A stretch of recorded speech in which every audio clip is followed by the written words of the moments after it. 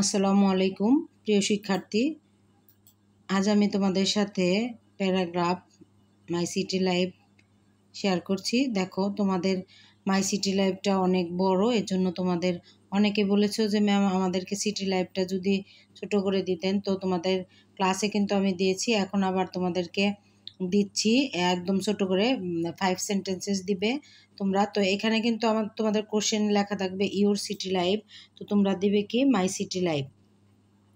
এটা 9 নংয়ে থাকবে, answer to the question নং 9 লিখে নিবে। লিখে তারপর দেখো উপরে যে মাই সিটি লাইফ, মাইটা এমটা ক্যাপিটাল লেটার দিবে, সিটির সিটা ক্যাপিটাল লেটার, আর লাইফের এলটা ক্যাপিটাল লেটার দিবে।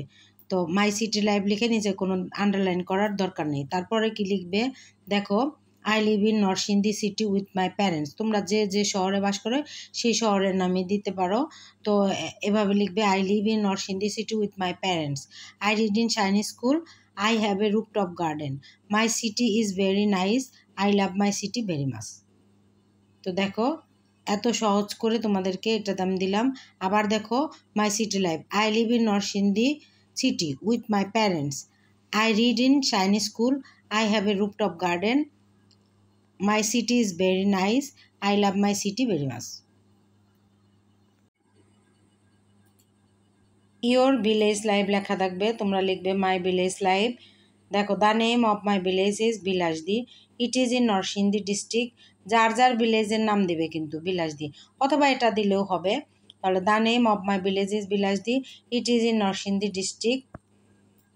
ইট is very nice. It is very nice. I love my village very much. I am proud of my village.